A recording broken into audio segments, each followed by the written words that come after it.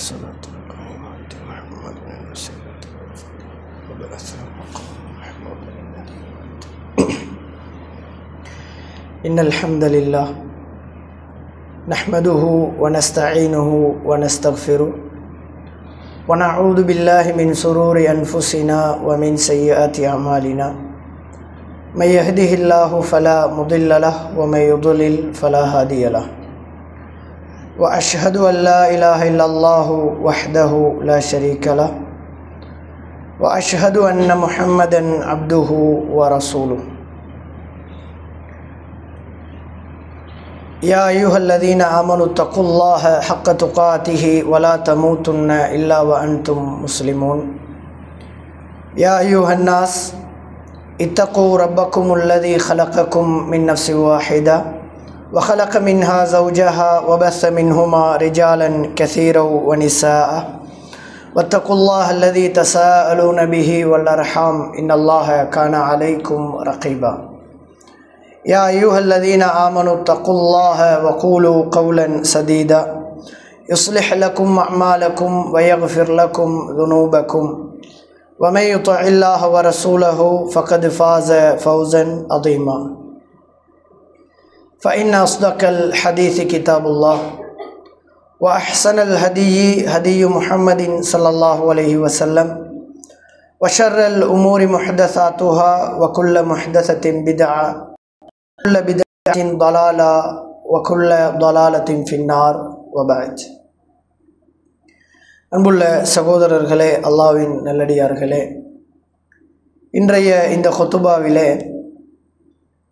சமாளித்து நடப்போம் என்கின்ற ஒரு தலைப்பிலே அனுசரித்து பழகுவோம் என்கின்ற ஒரு விடயத்தை, இஸ்லாம் சொல்லக்கூடிய மிக முக்கியமான செய்திகளை கொஞ்சம் விரிவாக உங்களோடு பகிர்ந்து கொள்ளலாம் என்று நினைக்கிறேன்.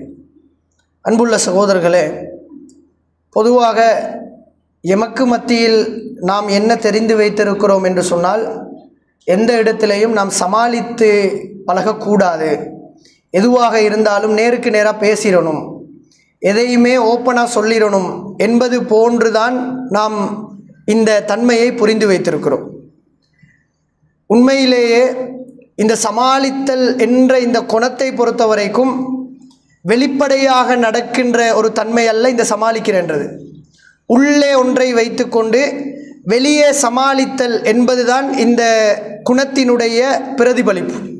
அதனால் நம்ம இது தவறு, இது எந்த இடத்துல நம்ம சமாளிக்கக்கூடாது அப்படின்னு நம்ம விளங்கி வச்சுக்கிறோம். ஒரு சாரார் எப்படி புரிந்திருக்கிறார்கள் என்றால், ரசூலுல்லாஹ்வினுடைய வாழ்க்கையில் நடந்த சில சம்பவங்களை வைத்து, குறிப்பாக ஹுதைபியா என்ற ஒரு உடன்படிக்கை நடந்தது. அந்த உடன்படிக்கையில் ரசூலுல்லாஹ் நிறைய சமாளித்து நடந்தார்கள் என்பதை நாம் படித்திருக்கிறோம். நிறைய ரசூலுல்லாஹ் அனுசரித்து போனார்கள் என்பதை நாம் படித்திருக்கிறோம். இந்த சம்பவத்தை தவறாக விளங்கி மார்க்கத்தையும் சமாளிக்கின்ற ஒரு சாராரை நாம் பார்க்கிறோம். மார்க்க விடயங்களில் கூட நம்ம எதுவும் பேசிடக்கூடாது, அதாவது எந்த ஒரு தவறாக இருந்தாலும், ஷிர்காக இருந்தாலும், பிதத்தாக இருந்தாலும் அங்கே நம்ம பேசிடக்கூடாது என்று மார்க்கத்தை சமாளிக்கின்ற ஒரு சாராரை பார்க்கிறோம்.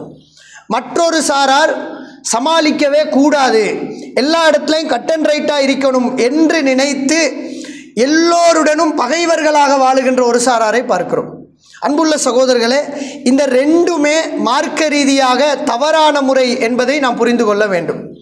இஸ்லாத்தை பொறுத்த வரைக்கும் சில இடங்களில் நாம் சமாளிக்க வேண்டும், சில இடங்களில் கடுகள வேணும் நாம் சமாளிக்க கூடாது என்று இஸ்லாம் சொல்லுகிறது. இதை புரிந்து நாம் வாழுகின்ற பொழுதுதான் ஒற்றுமையான ஒரு சமுதாயத்தை நாம் உருவாக்கலாம். ஏன் இஸ்லாம் இந்த பகுதியை பேசுகிறது தெரியுமா? பலதரப்பட்ட சமூகத்தில் நம்ம வாழுகிறோம், அந்நிய மக்களோடு நாம் வாழுகிறோம், நண்பர்களோடு நாம் பழகுகிறோம், உறவுகளோடு நாம் பழகுகிறோம், குடும்ப வாழ்க்கை, மனைவியோடு எங்களுடைய வாழ்க்கையை நாம் கழிக்கிறோம். இந்த வாழ்க்கையில் நாம் சமாளிக்கவில்லை என்றால் நிறைய முரண்பாடுகளை சந்திக்க வேண்டி வரும் என்பதனால் இஸ்லாம் எங்களுக்கு சில வழிகாட்டல்களை சொல்லித் தருகிறது. இதை அரபியிலே அல் முதாராத் அல் முஜாமலா என்று சொல்லுவார்கள். முஜாமலா என்று சொன்னால் பூசி மொழுகிறேன்னு அர்த்தம். சில இடங்களில் நம்ம பூசி மொழுகணும், சில இடங்களில் நம்ம சமாளித்து தான் போக வேண்டும் என்று இஸ்லாம் எங்களுக்கு கட்டளை பிறப்பிக்கிறது. இமாம் ஹசனுல் பஸ்ரி ரஹ்மஹுல்லா அவர்கள் ஒரு மார்க்க அறிஞர் சொல்லுகிறார், அல் முதாராத்து நிஸ்ஃபுல் ஹுலுக். சமாளிக்கிறதுக்கு தானே, இந்த சமாளித்தல் தான் நல்ல பண்புகளின் அறவாசி அப்படின்னு இன்னொரு அறிஞர் சொல்லுகிறார். சமாளித்து பழகிறது தான் ஒரு நல்ல பண்புள்ளவருக்கு அடையாளம். ஒரு நல்ல பண்புள்ளவர் எப்படி நடப்பார் என்றால் சமாளித்து நடப்பார். அப்போ நல்ல பண்புகளின் அறவாசி சமாளித்தல் என்று ஒரு அறிஞர் சொல்லுகிறார். இந்த செய்தியை சொல்லி இமாம் ஹசனுல் பஸ்ரி ரஹ்மத்துல்லாஹ் சொல்லுகிறார்கள், நான் சொல்லுகிறேன் மொத்த நல்ல குணத்துக்கு அடையாளமே சமாளிக்கிறது தான் என்று அவர் சொல்றார். நல்ல குணத்துக்கு அடையாளம் என்ன தெரியுமா? எதையும் மூஞ்சில பேசுறது அல்ல. சில பேர் அப்படி இருக்கிறாங்க, நான் தான் கட் அண்ட் ரைட்டா பேசிடுவேன். இது சமாளிக்கின்றவர்களுக்கு உண்மையிலே நம்ம சமாளித்து தான் பழகுறோம். சில பேர் இதை தவறோன்னு நினைச்சிட்டு இருக்கிற நிறைய சந்தர்ப்பங்கள் எங்களுக்கு வரும். உதாரணத்துக்கு சொல்ல போனால் சமூகத்தில் சில பேர் இருப்பாங்க, அவங்க எதையுமே மூஞ்சிக்கு சொல்லிடுவாங்க, எதையும் சமாளிக்க மாட்டாங்க. இவங்களை பார்க்குற நேரம் அந்த சமாளித்து பழகுகின்றவர்களுக்கு ஒரு கவலை வரும், நாங்கள் தவறு செய்கிறோமோ, இந்த ஆள் மாதிரி எனக்கு கேளாமல் இருக்குதே, அவர் எதுக்கு மூஞ்சிக்கே சொல்லிடுறாரு என்று நம்ம சில நேரம் கவலைப்படுவோம். இன்னும் சில நேரங்களில் நாங்கள் ஒரு இடத்த சமாளிச்சுட்டு வந்துடுவோம். ஒரு இடத்துல போய் எப்படியோ சமாளித்து நாங்கள் சொல்லுவோம், பார்த்தீங்களா நான் எப்படி சமாளித்தேன் அப்படின்னு நம்ம சொல்லுவோம். அந்த நேரத்தில் மற்றவங்க சொல்லுவாங்க, நீங்கள் சமாளிக்கலப்பா, இது முனாஃபிக்குத்தனமாக நடந்துக்கிறீங்க, இது சமாளித்தது அல்ல என்று நம்ம தவறாக சொல்லுவார்கள். அன்புள்ள சகோதரர்களே, இதை நாம் எப்படி புரிந்து கொள்ள வேண்டும் என்று சொன்னால், முதாராத் உலக காரியங்களில் நாங்கள் பேசுகிற நேரமும் சமாளிக்கணும் என்று இஸ்லாம் எங்களுக்கு வலியுறுத்துகிறது. அப்போ தான் எங்களோட உறவு வளரும். நாம் மாற்று மதத்தவர்களோடு பழகுகிறோம், இவங்களோட பழகுகிற நேரம் நம்ம நல்ல முறையில் பிரச்சனைகள் வராமல் பழகணுமாக இருந்தால், நண்பர்களோடு பழகுகிறோம், உறவினர்களோடு பழகுகிறோம், குடும்ப உறவுகளோடு பழகுகிறோம், உறவுகளுக்கு மத்தியில் விரிசல் வராமிக்கணும் என்றால் வார்த்தையிலேயே சமாளிக்கணும்னு இஸ்லாம் சொல்லுது. பேசுகிற நேரமே சமாளித்து தான் பேசணும், எதையும் மூஞ்சில் பேசக்கூடாது. அது நல்ல ஒரு குணம் அல்ல சகோதரர்களே. சில பேர் நீங்கள் ஒரு ஸ்டேட்டஸ் போடுவாங்க, பார்த்துருப்பீங்க. ஒரு ஸ்டேட்டஸ் போடுவாங்க எப்படின்னா, ஒரு பலகையில் ஒரு 4-5 ஆணி இருக்கும். அந்த ஆணியை அப்படியே போட்டு அதில் ஒரு ஆணி வளைஞ்சிக்கும். அந்த வளைஞ்ச ஆணியை போட்டு ஒரு ஸ்டேட்டஸ் போடுவாங்க. உலகத்தில் நேராக நிற்கிற ஆணிக்கு தான் அடி உழுது, வளைஞ்சி கொடுக்குற ஆணிக்கு என்றைக்கும் அடி உழுறது இல்லை என்று ஒன்று போடுவாங்க. இது ஒரு நல்லதுன்னு நினச்சிட்டு இருக்கிறாங்க. உண்மையிலேயே உனக்கு வளைஞ்சி கொடுத்தா தான் அடி உழாதுன்னு தெரியுதா இல்லையா? நேராக நின்றா அடி உழுமுன்னு தெரிஞ்சா கொஞ்சம் வளைஞ்சி கொடுங்கன்னு இஸ்லாம் சொல்லுகிறது. ரசூலுல்லாஹி ஸல்லல்லாஹு அலைஹி வஸல்லம் அவர்கள் இஸ்லாம் எங்களுக்கு இதை நிறைய வழிகாட்டல்கள் கற்றுத்தருகிறது. நீங்கள் பாருங்கள், பொய் பேசுறது இஸ்லாத்தில் பெரிய பாவம், சாதாரண பாவம் இல்லை. ஆனால் சில இடங்களில் நீங்கள் பொய்யத்தான் பேசணும் என்று இஸ்லாம் சொல்லுகிறது. பொய்யத்தான் பேசணும் 3 இடங்களில். ஏன்? அப்போதான் சமாளித்து போகலாம். அந்த இடத்துல நீங்கள் உண்மையை பேச போனீங்கன்னா பிரிவினை வந்துவிடும் என்பதற்காக சமாளித்து பொய்ய பேசுங்கன்னு இஸ்லாம். சஹீஹ் முஸ்லிமில் வரக்கூடிய செய்தி, யுரஹஸு ஃபீ ஷைஇம் மிம்மா யகூலுன் நாஸி கதிபுன் இல்லா ஃபீ ஸலாத்தின். பொய் பேசுறது இஸ்லாத்தில் ஹராம். 3 இடங்களில் பொய் பேசுவதற்கு ரசூலுல்லாஹி ஸல்லல்லாஹு அலைஹி வஸல்லம் அவர்கள் அனுமதித்தார்கள். அப்படின்னா அங்கே பொய் பேசினா சமாளிச்சாத்தான் நம்மளுக்கு வாழ்க்கையை கொண்டு போகலாம். முதலாவது இடம் என்ன தெரியுமா? அல் ஹர்ப். இப்போ எங்களுக்கு அந்த பிரச்சனை அல்ல. யுத்த களங்கள், யுத்த தந்திரங்களில் உண்டு பொய் சொல்கிறது. நாளைக்கு நம்ம இந்த இடத்துக்கு போகிறோம் என்று மக்களுக்கு பிரகடனப்படுத்தினா அதுக்குள்ளே யாராவது ஒரு முனாஃபிக் இருந்து அவன் காவிர்களுக்கு ஐடியா கொடுப்பான், நாளைக்கு இந்த இடத்துக்கு வரப்போகிறாங்கன்னா அந்த இடத்துக்கு அவங்க தவறாக வந்துடுவாங்க, இலேசாக தாக்கிடலாம். அந்த இடத்துல பொய் பேசலாம். யுத்தகலம், யுத்த தந்திரங்களில் ஒன்று பொய் பேசலாம் என்று ரசூலுல்லாஹ் அனுமதிக்கிறாங்க. 2வது இடம் பாருங்க, வல் இஸ்லாஹு பைனன் நாஸ். 2 பேர் கோவிச்சிட்டு இருக்கிறாங்க, 2 பேர் ஒருத்தருக்கு ஒருத்தர் பேசாமல் இருக்கிறாங்கண்டா ரசூல் ஸல்லல்லாஹு அலைஹி வஸல்லம் அவங்க எங்களுக்கு என்ன வழிகாட்டுறாங்க தெரியுமா? நீங்கள் 2 பேர்கிட்டையும் வைத்து பொய்ய சொல்லுங்கன்றாங்க. இங்கே சமாளித்து தான் போகணும், உண்மை பேச சொல்லல. அவர் உங்களை பற்றி மோசம், உண்மையிலே 2 பேரும் பேசாமல் இருக்கிறாங்கன்னு வைங்க. 2 பேரையும் பற்றி எப்படி பேசுவாங்க? தவறாக தான் பேசுவாங்க. நாங்கள் சேர்த்து வைக்கிறதுக்காக என்ன செய்யணும் தெரியுமா? இவனுக்கிட்ட போய் பச்சை பொய்ய சொல்லணும். நீங்கள் தான் அப்போ அவனை பற்றி பேசினா ஏசிட்டிக்கிறீங்க, அவன் உங்களை நினைச்சாலே அழுகுறான்றணும். நம்ம சும்மா வடியால் போடணும், பொய்ய சொல்லணும். காரணம் அவனுக்கு இவனை ஒரு விருப்பம் வரணும். இதை ரசூலுல்லாஹ் செய்யுங்கன்றாங்க. 2 பேரை நீங்கள் சேர்த்து வைக்கிறதுக்காக பொய் சொல்லுங்கன்னு ரசூலுல்லாஹ் சொல்கிறாங்க. அவனுக்கிட்ட போய் செல்லணும். நீ தான் அவனோட பேசாம இருக்கிறாய், அவன் வந்து போகிற இடமெல்லாம் அவனோட புகழத்தான் பேசுகிறான். இந்த மாதிரி பொய்யையாவது பேசி நீங்கள் 2 பேரை சேர்த்து வைங்கன்னா ரசூல் ஸல்லல்லாஹு அலைஹி வஸல்லம். அப்போ மக்களுக்கு எங்களோட உலக வாழ்க்கையில் நம்ம சமாளித்து பழக வேண்டும் என்று இஸ்லாம் எங்களுக்கு சொல்லுகிறது. 3வது இடம் என்ன தெரியுமா? இந்த இடத்துல தான் நம்ம எல்லாரும் தோத்து போகிற இடம். ரசூலுல்லாஹ் சொன்னார்கள், வஹதீசுர் ரஜுலி இம்ரஅத்தஹு வஹதீசுல் மர்அத்தி ஜௌஜஹா. கணவன் மனைவி ஆகினா பொய் பேசினா தான் வாழ்க்கையை கொண்டு போகலாம்ன்றாங்க ரசூலுல்லாஹ். இங்கே நீங்கள் உண்மையை பேசி உங்களால் வாழ்க்கை நடத்த இயலாது. சமாளிச்சா தான் வாழ்க்கையை கொண்டு போகலாம். நேராக நிற்கணும்னு அவள் திருத்தணும்னு நினச்சா உடஞ்சிருமுன்னாங்க ரசூலுல்லாஹ். அவள் வந்து இயல்பான ஒரு வளைவான எலும்பிலிருந்து நீ படைக்கப்பட்டிருக்கிறாள். சமாளித்து போனால் தான் உனக்கு லைஃப்பை கொண்டு போகலாம். அவள் நேராக்கணும்னு நீ நினச்சா அது தலாக்கில் தான் வந்து முடியும். ரசூலுல்லாஹ் என்ன சொன்னாங்கன்னா, பொய் பேசுங்கன்றாங்க. உலகத்தில் பொதுவாக திருமணம் முடிச்சதுக்கு பிறகு தவிர்க்க முடியாத ஒரு பிரச்சனை என்னன்னா மாமி மருமகள் பிரச்சனை தான். மாமா மருமகன் ஒரு பிரச்சனை ஒன்று வரல, ஏன்னா 2 ஆம்பளை, பெரும்பாலும் அந்த சண்டை வராது. மாமி மருமகள் என்கின்ற ஒரு சண்டை மார்க்கம் படித்தவர்களாக இருந்தால் கூட ஒரு காரணம், அது தவறான ஒரு சண்டை அல்ல, உரிமை போராட்டம். அது உம்மா என்ன நினைப்பாண்டா, நீ கல்யாணம் முடிச்சு போனாலும் ஏண்ட புள்ள நான் சொல்றதை தான் கேட்கணும் என்ற உரிமை போராட்டம். மனைவி என்ன நினைப்பாண்டா, இவ்வளவு காலம் உம்மோட பேச்சை கேட்டீங்க, இப்போ நீங்கள் ஏண்ட பேச்சை தான் கேட்கணும் என்ற அந்த உரிமைக்கான போராட்டம் தான் அந்த சண்டையே. இந்த சண்டைக்கு பிரதான காரணம் பெரும்பான்மையான வீடுகளில் யார் தெரியுமா? மாப்பிள்ளை மாதிரி தான். சமாளிக்க தெரியாது. 2 பக்கத்தையும் சமாளிங்கன்னு இஸ்லாம். சில நேரம் மனைவி கேட்பா, அவள் வந்து அவங்க ஒரு உரிமையை எதிர்பார்ப்பாங்க. உங்களுக்கு நான் சமைக்கிறது டேஸ்ட் ஆகிக்கா, உங்களோட உம்மா சமைக்கிறது டேஸ்ட் ஆகிக்கான்னு கேட்பாங்க. இவர் என்ன, நான்டா கட் அண்ட் ரைட்டாக எதையும் சொல்லிடுவேண்டு, ஓண்ட சாப்பாடு என்ன இப்போ இவ்வளோ காலம் தின்ற ஏதோ கட்டினத்துக்காக தின்றுட்டீங்கிறேன், உம்மோட சாப்பாடு தான் நான் எனக்கு உடச்சிருவார் எல்லாத்தையும்.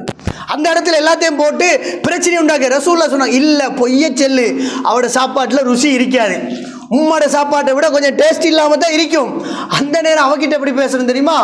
உங்களோட கைப்பட்டா மறுவா செல்லவா வேணும், தண்ணியும் பானியாயிருமுன்னு அவட்ட ஒரு பொய்யை சொல்லணும். அந்த மாதிரி பொய் சொன்னாதான் உனக்கு வாழ்க்கையை கொண்டு போகலாம் என்று இஸ்லாம் சொல்லுகிறது. மாமி கிட்ட உம்மா கிட்ட போய் இவனை பற்றி அவள் கேட்பா, எப்படி உனக்கு அவள் கவனிக்கிற மாதிரி இருக்கே, நீ இப்போ வாரா இல்லைன்னொன்னே உம்மா கிட்ட நீ பொய்ய சொல்லணும். உம்மா கிட்ட போய்த்து எங்கே உங்களோட இந்த மாதிரி அவளோட கிடைக்குதா, ஏதோ கட்டினத்துக்காக வாழ்ந்துட்டீங்கிறேன் என்று சொல்லணும். இங்கே மகள்கிட்ட வந்தால் உம்மா தெரியும் தானே, அவள் வயசாகிட்டா பிரச்சனை. இந்த மாதிரி சமாளித்து வாழுவதை இஸ்லாம் எங்களிடத்தில் எதிர்பார்க்கிறது. ரசூலுல்லாஹ் இதை சொல்கிறாங்க. இதை நல்லா புரிஞ்சுக்கொள்ளணும் சகோதரர்களே. இந்த மாதிரி நாம் பழகினால்தான் முரண்பாடு இல்லாமல் வாழலாம். எல்லா இடத்துலையும் எல்லாத்தையும் நேராக பேசக்கூடாது, அது நல்ல ஒரு குணம் அல்ல. இஸ்லாம் அதை வரவேற்கவும் இல்லை.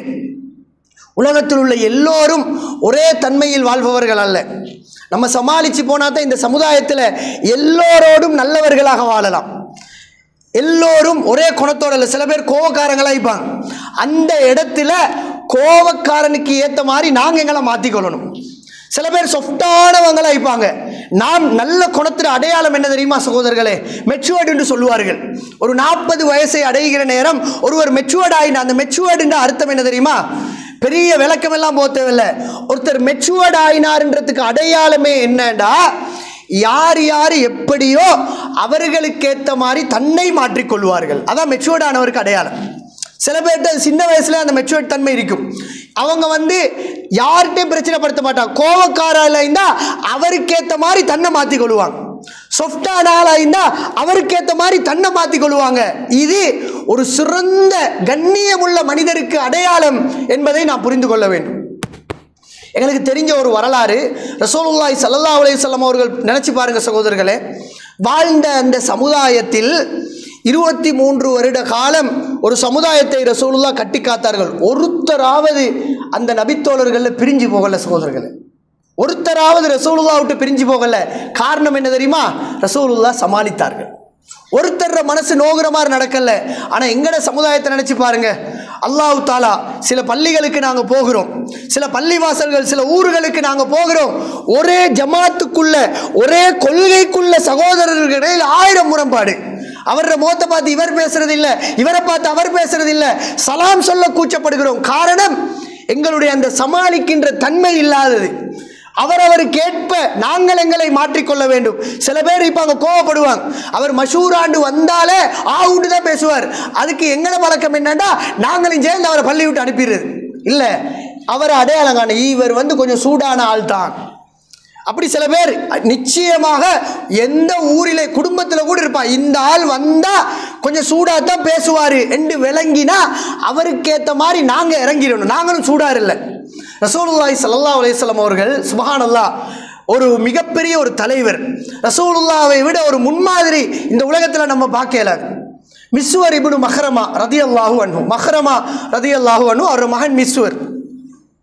இந்த மஹ்ரமாவை பற்றி ஹதீஸுகள்ல சஹாபாக்கள் என்ன சொல்றாங்க தெரியுமா? கான ஃபீ குலுகிஹி ஷித்தா. இந்த மஹ்ரமா என்பவர் கொஞ்சம் மூளைச்சூட்டுக்காரால். நம்ம அப்படி லிஸ்ட்ல ஒரு ஆளை வச்சுப்போமே, கடுமையான ஒரு ஆள் அப்படின்னு சஹாபாக்களே சொல்றாங்க. அவர்கிட்ட எதையும் சும்மா பேச இயலாது. யார் ரசூலுல்லாஹ்டா கூட அவர் அப்படித்தான் நடப்பார். யாருன்னு அவர் பார்க்க மாட்டார். இவர் என்ன செய்கிறாருண்டா, ரசூலுல்லாஹ்வுடைய அந்த பண்பை பாருங்க. மிஸ்வர் இப்னு மஹ்ரமாவுக்கு ஒரு முறை வர வேண்டிய கனிமத்து பொருள் வரல, ரசூலுல்லாஹ் வரல. இவருக்கு இவர் தேடி போகணும்ன்றதல்ல, அவரை தேடி வீட்டில் கொண்டு வந்து கொடுக்கணும். அப்படியான ஆள் இவர். அது அவரோட குணம். அது சஹாபாக்களுக்கும் தெரியும். இவருக்கு வர வேண்டிய ஒரு கனிமத்து வரல. ரசூலுல்லாஹ்வோட வீட்டுக்கு மகனை கூட்டு வந்துட்டார். மிஸ்வரை கூட்டி வா, இன்றைக்கு 2ல் 1 பார்த்துட்டு வந்துடுவோம். அவர் எப்படி ஏண்ட சாமான அனுப்பாமிப்பாருன்னு வாரார் வீட்டு வாசலுக்கு. ரசூலுல்லாஹ்வுடைய வாசலுக்கு மிஸ்வர்கிட்ட சொல்றாரு, மகன்கிட்ட சொல்றாரு, நாதி அவரை கூப்பிடுன்றார். யார? ரசூலுல்லாஹ்வோட வீட்டுக்கு வெளியே இருந்து ரசூலுல்லாஹ் கூப்பிடுன்னு மகன்கிட்ட சொல்றார். எங்களுக்கு தாங்க எங்கள்கிட்ட ஒருத்தர் கேட்க வந்திருக்கிறார். ஒரு யாசை கேட்க எங்கள்கிட்ட ஒருத்தர் வெளியிலிருந்து வெளியே எங்களுக்கு எப்படி நீ தான் கேட்க வீட்டுக்குள்ள டீசெண்டா சலாஞ்சொல்லி மரியாதையா தானே கேட்கணும்னு நாங்க பாடம் நடத்துவோம். அந்த பாடம் எல்லாம் ரசூலுல்லாஹ் நடத்தல. ரசூல் ஸல்லல்லாஹு அலைஹி வஸல்லம் அவங்க உள்ளுக்கு கேக்குறாங்க. மகனுக்கிட்ட சொல்றாரு கூப்பிடுங்க. மிஸ்வர் சொல்றாரு, உங்களுக்காக நான் ரசூலுல்லாஹ் கூப்பிடணுமான்னு கேட்கிறார். நீங்க உள்ளுக்கு போகணுமா, அவர் வெளியே வரணுமா? உங்களுக்காக ரசூலுல்லாஹ்வை நான் கூப்பிடணுமா? ஏலான்ட்டார். மஹ்ரமா என்ன வார்த்தை என்ன சொன்னார் தெரியுமா? நாதீஹி இன்னஹு லைஸ மின் ஜப்பார். மஹ்ரமாவும் ரசூலுல்லாஹ் விளங்கினார். மஹ்ரமா சொல்லுகிறார், கூப்பிடுங்க, அவர் பெருமை பிடித்தவர் அல்ல, அவர் வருவார் என்றார். ரசூலுல்லாஹ் இவரை விளங்கினது மட்டுமல்ல, இவர் ரசூலுல்லாஹ் விளங்கினாங்க, அவர் பெருமை பிடிச்சவர் அல்ல, நீ கூப்பிடுங்க, அவர் வருவார். சத்தம் போடுறாங்க, யார் ரசூலுல்லாஹ் என்று விஸ்வர் சத்தம் போட கொள்ளையே ரசூலுல்லாஹ்க்கு விளங்கிட்டு, ஆஹா பிரச்சனைக்குரிய பாட்டி வெளியே வந்திருக்கிறாரு, மஹ்ரமா வந்திருக்கிறார். அன்புள்ள சகோதரர்களே, எங்களோட வீட்டில் இப்படி ஒரு சம்பவம் நடந்தால் என்ன நிலைமைன்னு யோசிச்சு பாருங்க. நம்ம எவ்வளவு வியாக்கியானம் சொல்லுவோம், நாங்கள் எவ்வளவு பேசுவோம் என்று நினைச்சு பாருங்க. மஹ்ரமா தான் வந்திருக்கிறார் என்று ரசூலுல்லாஹ்க்கு தெரிஞ்ச உடனே அவருக்கு தேவையான உடுப்பெல்லாம் எடுத்துக்கொண்டு ரசூலுல்லாஹ் ஓடிக்கொண்டு வெளியே வந்தார்கள். ரசூலுல்லாஹி ஸல்லல்லாஹு அலைஹி வஸல்லம் மஹ்ரமா கிட்ட வெளியே மஹ்ரமாவே இது உங்களுக்காகத்தான் நான் வச்சிருந்தேன் அப்படின்னு அவரை கையில் கொடுத்துட்டாங்க. நினைச்சு பாருங்க சகோதரர்களே, இந்த மாதிரி ஒரு மனிதர் நடந்து கொண்டால் அவரை வெறுப்பாங்களா யாருக்காவது? அன்றைய நாளில் இருந்து மஹ்ரமாவுக்கு ரசூலுல்லாஹ்வோட ஒரு வெறுப்பு வந்திருக்குமா, இரக்கம் வந்திருக்குமா? ஆனால் எங்கட அந்த நேரம் நாங்கள் ஒரு தியரி ஒன்று எங்களுக்குள்ளே வச்சுக்கிறோம், நான் கட் அண்ட் ரைட்டாக நடந்து கொள்வேன் அப்படின்ற சில பேரை நீங்கள் சமுதாயத்தில் பாருங்கள், எல்லாரோடையுமே பிரச்சனையாக தான் இருப்பார். அவர் யாருக்கும் விருப்பம் இல்லை, கட் அண்ட் ரைட்டாக எதுக்கு எடுத்தாலும் மூஞ்சிக்கு பேசிடுவார். அஸ்ஸலாமு அலைக்கும்டா, ஆனால் நோட் பண்ணிட்டு தான் இருந்தேன், நீங்கள் கடைசியாக தான் எனக்கு சலாஞ்சது ஒரு குத்தமாடா, அப்படி கொஞ்சம் பேர் இருக்கிறாங்க. எதுக்கு எடுத்தாலும் நேராக நாம் எதையும் நான் மூஞ்சிக்கே சொல்லிடுவேன், சொல்ல வேண்டாம்ன்றது இஸ்லாம். நீங்கள் சமாளித்து போங்கன்றது. இது மட்டுமல்ல சகோதரர்களே, எந்த அளவுக்கு இஸ்லாம் எங்களுக்கு அனுமதி தருகிறது தெரியுமா? சில இடங்களில் தௌரியா என்கின்ற ஒரு வார்த்தை பிரயோகத்தை இஸ்லாம் எங்களுக்கு சொல்லுது. சமாளிக்கிறதினுடைய தன்மை இது. சில இடத்துல நம்ம சமாளிக்கணும், எதை மூஞ்சிக்கு பேசிடப்படாது. சில பேர் மனசு நொந்துரும், அவரே அதை எதிர்பார்த்திக்க மாட்டார். தௌரியா என்கின்ற ஒரு வார்த்தை பிரயோகம். தௌரியாண்டா என்ன தெரியுமா? எங்களுக்குள்ள ஒரு நோக்கம் இருக்கும், ஆனால் வெளியில் நாங்கள் கொண்டு சொல்லுவோம். பொய் மாதிரி, ஆனால் பொய் அல்ல. ஒரு செய்தியை பாருங்கள், இந்த செய்தியை விளங்கப்படுத்தினா உங்களுக்கு விளங்கும். அபூபக்கர் ரலியல்லாஹு அன்ஹு அவர்கள் ரசூல் ஸல்லல்லாஹு அலைஹி வஸல்லம் அவர்களை மக்காவிலிருந்து மதீனாவுக்கு ஹிஜ்ரத் கூட்டிகிட்டு போகிறாங்க. ஒரு நீண்ட வரலாறு. ரசூலுல்லாவை அதாவது ஹிஜ்ரத்து கூப்பிட்டு போகிறாங்க அபூபக்கர் ரலியல்லாஹு அன்ஹு. இங்கே மக்காவில் ரசூலுல்லாவையும் அபூபக்கர் ரலியல்லாஹு அன்ஹு அவங்களையும் பயங்கரமாக தேடுறாங்க. யார் உயிருடனோ அல்லது பிணமாகவோ 2 பேர் தலையை கொண்டு வாரீங்களோ அவர்களுக்கு 100 ஒட்டகம் என்று அறிவித்தல் கொடுத்துட்டான். எல்லாரும் 100 ஒட்டகத்துக்காக மிகவும் மும்முரமாக தேடுகிறார்கள். அபூபக்கர் ரலியல்லாஹு அன்ஹு ரசூலுல்லாஹ் கூட்டிக்கணும் மதீனாவுக்கு போகிறாங்க. போகிற வழியில் மதீனாவில் இருந்து ஒருத்தர் மக்காவுக்கு போகிறார். மதீனாவில் இருந்து ஒருத்தர் மக்காவுக்கு போகிறாரு. இவருக்கு அபூபக்கர் ரலியல்லாஹு அன்ஹு அவங்கள அடையாளம் கண்டார். ஏன்னா அபூபக்கர் ரலியல்லாஹு அன்ஹு அவங்க அடிக்கடி பிஸ்னஸில் போகிறவங்க, பிஸ்னஸ் செஞ்சவங்க, மதீனாவில் உள்ளவங்களுக்கு தெரியும். ஆனால் இவர் ரசூலுல்லாவை அடையாளம் காணலை. இவருக்கு ரசூலுல்லாஹ் யாருன்னு தெரியாது. இவர் இந்த மனிதர் அபூபக்கர் ரலியல்லாஹு அன்ஹு அவங்களை சந்தித்து கேட்குறாரு, யா அபாபக்கர். சஹீஹுல் புகாரியில் இந்த செய்தியை நீங்கள் பார்க்கலாம். யா அபாபக்கர் மன் ஹாதர் ரஜுலுல்லதி பைன யதைக்.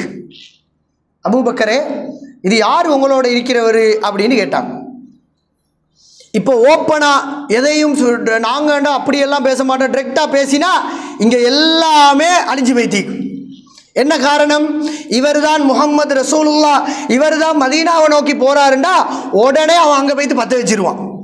மக்காவில் போய் நியூஸை கொடுத்து, இந்தா நீங்கள் ஊரெல்லாம் தேடிட்டு இருக்கிறீங்க, அங்கே 2 பேரும் மதீனாவுக்கு போகிறாங்கண்டா அதோட சப்ஜெக்ட் முடிஞ்சு. அபூபக்கர் ரலியல்லாஹு அன்ஹு அவர்கள் யோசித்தார்கள். பொய் சொல்லவும் மேலாது, இவர் முகமதுன்னு சொல்லவும் மேலாது, அதே நேரம் உண்மையை பேசவும் மேலாது. உண்மையை சொன்னாலும் மாட்டிக்கொள்வோம், பொய் சொன்னாலும் பாவம். அதனால் அபூபக்கர் ரலியல்லாஹு அன்ஹு அவர்கள் என்ன சொன்னார்கள் தெரியுமா?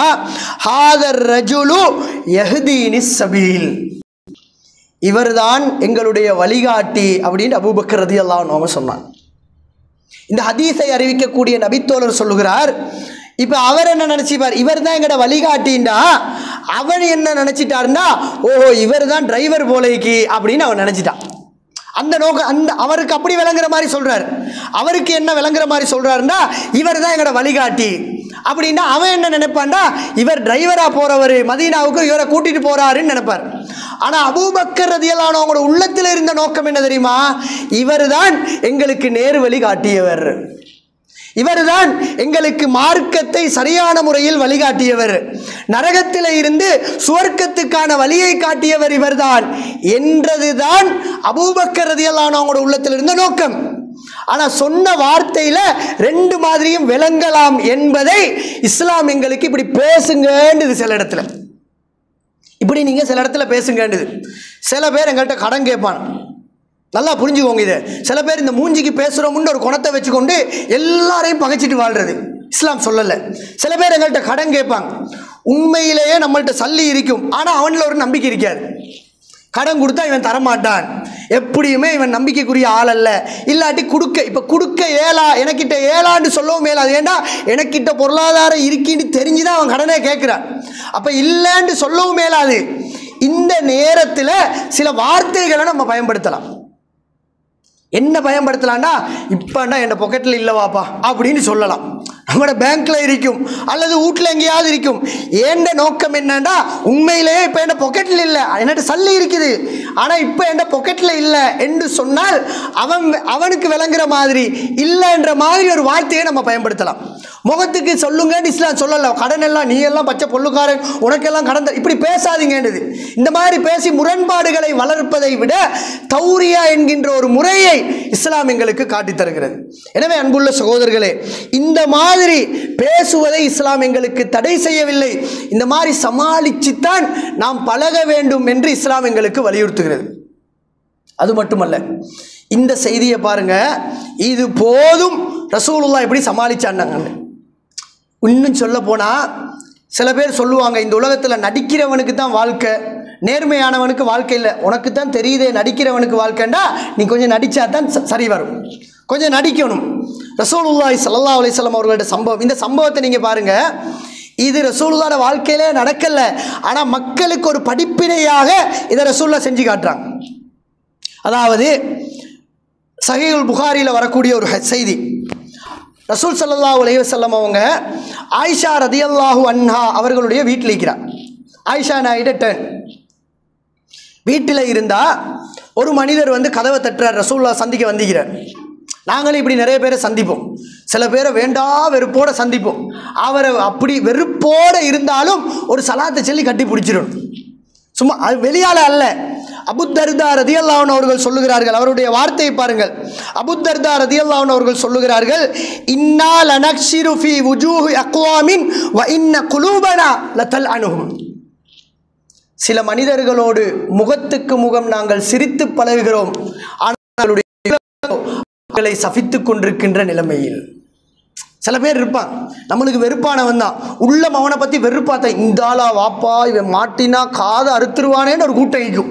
சில பேரோட பேசவே பயம். அதுக்காக அவர்கிட்ட மூஞ்சிக்கே சொல்லாமல் ஒரு சலாத்தை செட்டு இருங்க அவசரமாக வாரேண்டு சமாளிச்சுட்டு போங்கன்றது இஸ்லாம். இப்படித்தான் எங்களை பழைய சொல்லுது, வெறுப்போடு. அன்புள்ள சகோதரர்களே, இதை நாம் சரியாக புரிந்து கொள்ள வேண்டும். ரசூலுல்லாஹி ஸல்லல்லாஹு அலைஹி வஸல்லம் அவர்கள் ஆயிஷா நாயிட வீட்டுக்குள்ளே இருக்கிறாங்க. ஒரு மனிதர் வந்து அனுமதி கேட்கிறார். சுப்ஹானல்லாஹ், ரசூல் ஸல்லல்லாஹு அலைஹி வஸல்லம் அவங்க என்ன சொன்னாங்க தெரியுமா? பிஸ இப்னுல் அஷீரா. அவரோட சத்தம் கேட்ட உடனேயே, இது எங்கட பாசையில் நான் சொல்கிறேன், இந்த வாப்பா இந்த ஆளா வந்திக்கிறான் அப்படின்னு நம்ம சில பேர் சொல்லுவோம். எங்கள்கிட்ட வரக்கொள்ளையே அவர் கதவை தட்டி சலான் செல்லக்கொள்ளே, ஐயோ இவனா இன்றைக்கு முடிஞ்சதுன்னு நம்ம சில பேரை சொல்லுவோம். ரசூலுல்லாஹும் அப்படி சொல்கிறாங்க, அந்த சமுதாயத்திலேயே மிகவும் மோசமானவன் வந்திக்கிறான் அப்படின்றாங்க ஆயிஷா நாயிட்டு. உள்ளுக்கு வாங்க இப்போ அப்படி சொன்ன ரசூலுல்லாஹ் அனுமதி கொடுத்துட்டான். உள்ளுக்கு வந்தது தான் கடன், அப்படியே பெல்ட்டி அடித்தாங்க ரசூலுல்லாஹ். அவன் உள்ளுக்கு வந்தது தான் கடன். வந்த உடனேயே அவர்கிட்ட பேசுகிறத பார்த்து ஆயிஷா நாயிக்கே சொக்காயிட்டு. ஆயிஷா நாயி கேட்குறாங்க, அவர் ரசூலுல்லாஹ் இப்படி இந்த ஆளா வந்தேன்னு சொன்ன ரசூலுல்லாஹ் உள்ளுக்கு வந்த உடனேயே, அஜியார் எங்கே உங்களை காணவே வரல ஹதீஸில், நான் உங்கள்கிட்ட சொல்கிறேன், அந்த அளவுக்கு நளினமாக ரசூலுல்லாஹ் பேசினார்கள். என்ன செய்தி, சோமாய்க்கிறீங்களா, எங்கே ஆலய காணமுன்ற மாதிரி அப்படியே பேசுகிறாங்க. ஆயிஷா ரதியல்லாஹு அன்ஹா அவர் கேட்டார், யார் ரசூலுல்லாஹ், என்ன யார் ரசூலுல்லாஹ் நீங்கள் இப்படி நடந்து கொள்றீங்க, வெளியில் இருக்கக்குள்ள அப்படி பேசுறீங்க, உள்ளே வந்த பிறகு அப்படியே மாறிட்டீங்களேன்னு ரசூலுல்லாஹ் சொன்னார். ஆயிஷா நாயி சொல்கிறாங்க. ரசூலுல்லாஹ் கேட்டார்கள், ஆயிஷாவே, என்றைக்காவது நான் இப்படி நடப்பதை நீங்கள் பார்த்திருக்கிறீர்களா? இதை ரசூலுல்லாஹ் ஒரு படிப்பினைக்காக செஞ்சு காட்டினாங்க. இந்த மாதிரி நீங்கள் நடந்துவோங்க, எல்லார்ட்டையும் மூஞ்சிக்கு பழகாதீங்க, கொஞ்சம் சமாளித்து வாழ்க்கையை கொண்டு போங்க, அப்பதான் எல்லோரோடும் சந்தோஷமாக வாழலாம் என்று ரசூலுல்லாஹ் சொல்லிக் கொடுக்கிறார்கள். ஆனால் சொல்லிட்டு ஒரு வார்த்தை சொன்னார்கள், சில மனிதர்கள் இருப்பார்கள், எல்லோரோடும் இந்த நேராக இருக்கிறோம் என்று வெறுப்பை சம்பாதித்தவர்கள். அவர்களுக்கு ஒரு செய்தி ரசூலுல்லாஹ் சொன்னார்கள், இன்ன ஷர்ரன் நாசி மன்சிலத்தன் இந்தல்லாஹ். அல்லாஹ்விடத்தில் மனிதர்களிலேயே மிகவும் மோசமான மனிதர் யார் தெரியுமா? மன் தரக்கஹு இத்திகா அஃபுஹ்ஷிஹி. எந்த ஒரு மனிதர் பிரச்சினைப்படுத்தி விடுவானோ என்பதற்காக யார் பழகுகிறாரோ அவர்தான் மனிதர்களிலே மிகவும் மோசமானவன் என்று ரசூலுல்லாஹி ஸல்லல்லாஹு அலைஹி வஸல்லம் அவர்கள் சொன்னார்கள். அந்த இடத்துக்கு ஒருத்தர் கொண்டு வந்தானே அவன் தான் மோசமான மனிதன். சில பேர் இருக்கிறாங்க, நாங்கள் ஏன் அவரோட பழகுவோம்டா, இவரோட பேசாட்டி பெரிய சண்டையே இழுத்துருவான்னு சில பேரோட பழகுவோம். ஏன்னா அவர் எதையுமே எதிர்த்து அவர் பழக்கம். ஊருக்கு போவோம், சில சகோதரர்களோடு நம்ம அப்படி பழகுவோம். அந்த மாதிரி எங்களோட பழகுற நிலைமையை வச்சுக்கொள்ளக்கூடாது சகோதரர்களே. சில நேரம் நாங்கள் சில சகோதரர்கள் இருக்கிறார்கள், குடும்பத்தில் அது நீங்கள் நிறைய பார்க்கலாம். நீங்கள் உதாரணத்துக்கு ஒரு கொழும்புக்கு போகிறேன்னு வைங்க, கொழும்புல உங்களோட ஒரு சகோதரர் இருப்பார், அவனுக்கு கேள்விப்பட்டுருவோம் இவன் தம்பி வந்துட்டு போன உடனே கோல் அடிச்சிருவான், நீ ஏன் வரல, உன்னோட புள்ளோட கல்யாணத்துக்கு நான் வரமாட்டேன்ருவோம். இப்படி சில பேர் இருப்பானே, எதுக்கு எடுத்தாலும் பிரச்சனைப்படுத்துகிறேன். இவனோட எல்லாரும் எப்படி நடந்து கொள்ளுவாங்கண்டா, வாப்பா இவனுக்கு செல்லாட்டி கல்யாணத்தையே ரெண்டாக்கிடுவான், எதுக்கும் ஒரு கார்டை அனுப்பிடுவோம்னு ஒரு சாராருக்கு அனுப்புகிறோமே, இவன் தான் மனிதர்களில் மிகவும் மோசமானவன் அல்லாஹ்விடத்தில் என்று ரசூலுல்லாஹி ஸல்லல்லாஹு அலைஹி வஸல்லம் அவர்கள் சொன்னார். அல்லாஹ் அந்த மனுஷனை வெறுக்கிறான். பிரச்சனை அப்படி சில பேர் இருப்பாங்க, பிரச்சனைக்காக நம்மளோட மக்கள் பழகுகிற மாதிரி இல்லாமல் என்னை விரும்பி பழகுகிற மாதிரி நாங்கள் இருக்கணும் சகோதரர்களே. எங்களை தேடி வர வேண்டும், எங்களோடு சந்தோஷமாக பழகுகின்ற மனிதர்களாக நாம் மாற வேண்டுமே தவிர வெறுப்போடு பழகுகின்ற மனிதர்களாக நாம் இருந்தால் ரசூலுல்லாஹ் சொன்னார்கள், அல்லாஹ்விடத்தில் மிகவும் வெறுப்புக்குரிய மனிதர் இவர்தான் என்று ரசூலுல்லாஹி ஸல்லல்லாஹு அலைஹி வஸல்லம் அவர்கள் அந்த இடத்திலே சொல்லிவிட்டு ஆயிஷா நாய்க்கு சொன்னார்கள், இருந்தாலும் அவனை பகைச்சு கொள்ள இயலாது, நான் கொஞ்சம் சமாளிச்சுத்தான் போக வேண்டும் என்பதற்காகத்தான் நான் இப்படி நடந்து கொண்டேன் என்று ரசூலுல்லாஹி ஸல்லல்லாஹு அலைஹி வஸல்லம் அவர்கள் சொன்னார்கள் என்பதை பார்க்கிறோம். எனவே அன்புள்ள சகோதரர்களே, உலக வாழ்க்கையில் நாம் வாழுகிற நேரம், நண்பர்களோடு பழகுகிற நாம், உறவுகளோடு பழகுகிற நாம், மாற்று மதத்தவர்களோடு பழகுகிற நாம், உலக விஷயங்களில் கொஞ்சம் சமாளித்து பழக வேண்டும் என்று இஸ்லாம் எங்களுக்கு சொல்லுகிறது. இந்த அடிப்படையை நாம் புரிந்து கொண்டு நளினமாக சமாளித்து அனுசரித்து பழகுகின்ற மக்களாக அல்லாஹு ரப்புல் ஆலமீன் என்னையும் உங்களையும் ஆக்கியருள்வானாக. வ ஆகிர் தஅவானா அனில் ஹம்துலில்லாஹி ரப்பில் ஆலமீன்.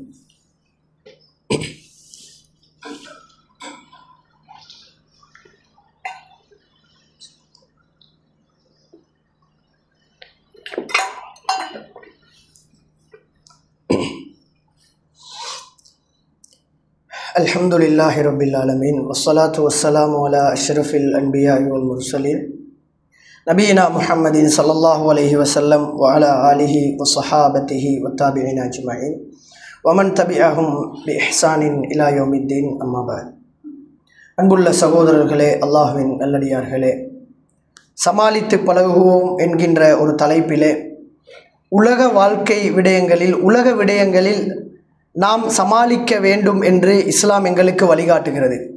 அதே நேரம் முதாஹனா என்கின்ற ஒரு பகுதியையும் இஸ்லாம் சொல்லுகிறது. முதாராத், முஜாமலா என்றால் உலக காரியங்களில் சமாளித்தல் என்ற அர்த்தம். முதாஹனா என்று சொன்னால் மார்க்க விடயங்களில் சமாளித்தல் என்று அர்த்தம். அன்புள்ள சகோதரர்களே, உலக காரியங்களில் பொய் பேசச் செல்லுகின்ற இஸ்லாம், உலக விஷயங்களில் தௌரியா என்கின்ற முறையில் பேசச் சொல்லுகிற இஸ்லாம், உலக காரியங்களில் உள்ளே வெறுப்பிருந்தாலும் வெளிப்படையாக நல்ல முறையில் சிரித்த முகத்தோடு பழகுங்கள் என்று சொல்லுகிற இஸ்லாம், மார்க்கம் என்று வருகிற நேரம் அணுவளவேனும் ஒருவர் சமாளிப்பாராக இருந்தால் அவரை கடுமையாக தண்டிப்பதாக அல்லாஹ் தஆலா சொல்லுகிறார். ஃபமை யஅமல் மிஸ்கால தர்ரத்தின் ஷர்ரன் யரா. அணுவளவு ஒருவர் சமாளிப்பாராக இருந்தாலும். அன்புள்ள சகோதரர்களே, இன்றைக்கு வேதனை என்ன தெரியுமா? இது ரெண்டும் எங்களிடத்தில் தலைகீழாக மாறி நடப்பதை பார்க்கிறோம். மார்க்க விடயங்களில் வேண்டிய மாதிரி நம்ம சமாளிக்கிறோம். எப்படி அவரை பகைச்சு கொள்வது, அங்கே போகாமல் இருந்தால் அவர் கோவிச்சு கொள்வார், அதனால் போய் சாப்பிட்டுட்டு வந்தேன்னு ஒரு காரணத்தை சொல்லிடுறது. அவர் அப்படி போகாட்டி அவரோட பிரிய வேண்டி வருமே, உறவு முறிய வேண்டி வருமே என்ற காரணங்களை சொல்லி மார்க்க விடயங்களில் நாம் கட்டுகளவேனும் சமாளிப்போமாக இருந்தால், ஒரு மில்லி செகண்ட் அளவும் சமாளிப்போமாக இருந்தால் அல்லாஹ் கடுமையாக தண்டிப்பான் என்பதை நாம் புரிந்து கொள்ள வேண்டும். அல்லாஹ் தஆலா அல் குர்ஆனிலே சொல்லுகிறார், வத்து லவ் துத்ஹினு ஃபயுத்ஹினூன். தெரிந்து கொள்ளுங்கள், நீங்கள் கொஞ்சம் மார்க்கத்தில் சமாளித்து கொடுத்தால் அவர்களும் உங்களோடு வந்து கொள்வார்கள். அவங்க அதைத்தான் எதிர்பார்க்குறாங்க. அசத்தியத்தில் இருப்பவர்கள் எல்லாம் எங்கள்கிட்ட எதிர்பார்க்கிறது என்ன தெரியுமா? மார்க்க விஷயங்கள்ல நேராக இருக்கணும் சகோதரர்களை, கொஞ்சமாவது சமாளிக்க கூடாது. அல்லாஹ் கடுமையாக தண்டிப்பான். சாதாரண தண்டனை கிடையாது. மார்க்க விடயங்களில் அல்லாஹ் ரசூல் அதுக்காக பாய்ச்சி கொள்ள வேண்டிய அவசியம் இல்லை.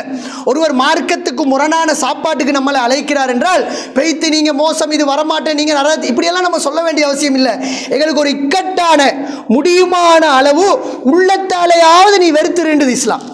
உனக்கு வாயால பேசி பிரச்சனை வருமுண்டா நீ பேசாத, கையால தடுக்க போய் பிரச்சனை வருமுண்டா தடுக்காத, அந்த சபைக்கு நீ போகாத.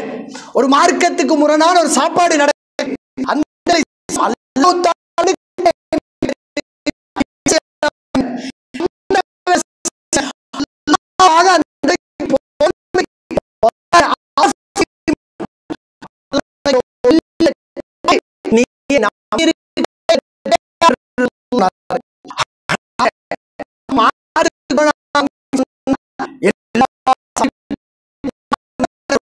எதுக்கு போக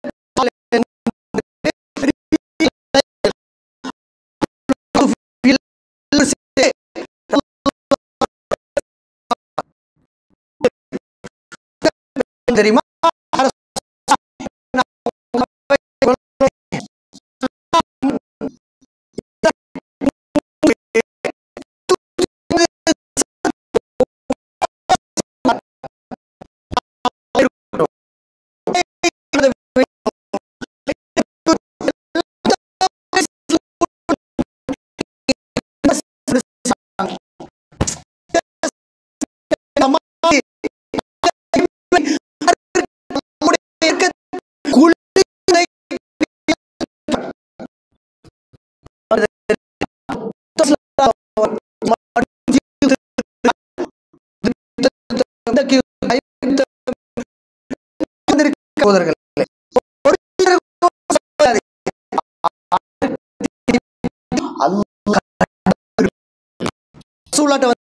நாங்க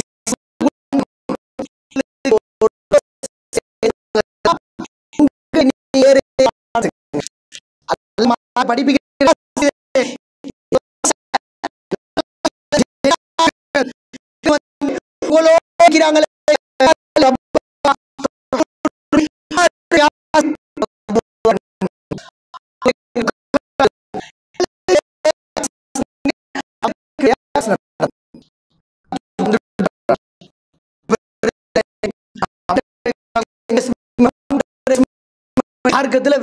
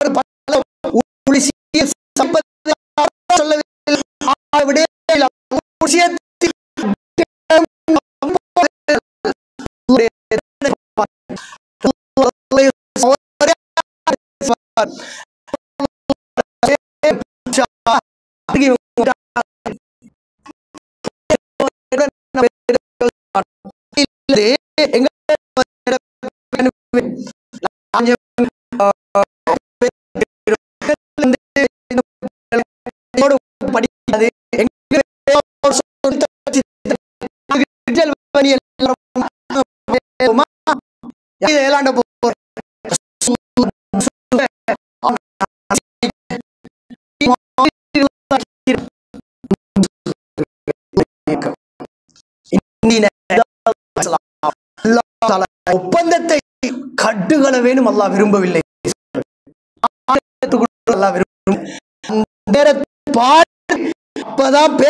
நடந்துட்டு நேரத்தை ஒரு நபி கண் தெரியாத ஒரு நபி ஸல்லல்லாஹு அலைஹி வஸல்லம் அவர்கள் அவங்க உடனேயே சும்மா அந்த வெறுக்கல்ல ஒரு வார்த்தையை யூஸ் பண்ணுவோம் கூட வரல. மனம் என்ன சொல்லுதுண்டா, அட இந்த பேச்சுமே நடந்து இந்த ஆறாரேண்டு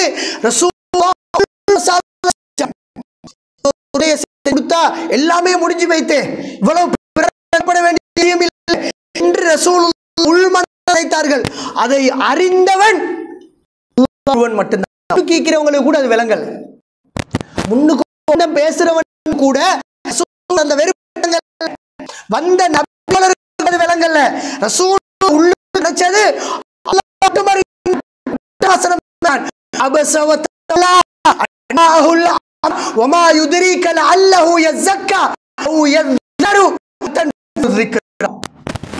மூணாவது மனுஷன் பேசினான்.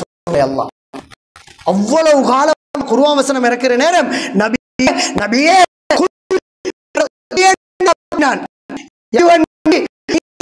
நீங்க பேசினால கோபம் வந்தா பேசுவோம். கோபம் கூடினா அது அவனுக்கு நீ சரி போற நீ பல பேசுவோம். ஆனா கோபம் கூடினா அவனை வேற ஆளா வச்சு பேசுவோம். அவர் இப்ப வளர்ந்துட்டார், அவர் மாட்டாரு இல்லாத மாதிரி நம்ம அல்லாஹ் இந்த ரசூலுல்லாஹ் இறக்கிக்கணும். கண்டாத மனிதர் வந்தனே நீங்க கடுகடு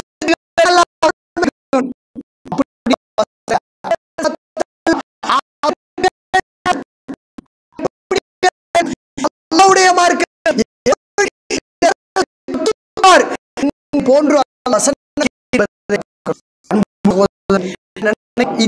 இதுக்காக அல்லாஹ் இவ்வளவு கோபப்படணுமா? காரணம் மார்க்கம் சொல்லுங்களே. பல மார்க்கத்திற்கான சபைகள் வந்து கொள்ளுகிறோம்.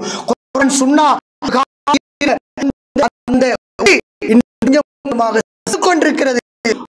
பயந்து கொள்ள வேணும்.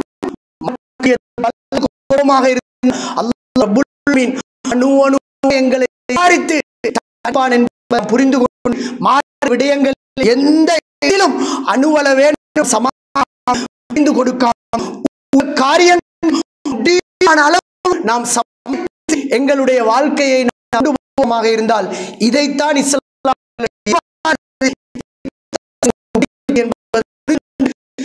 முறையில்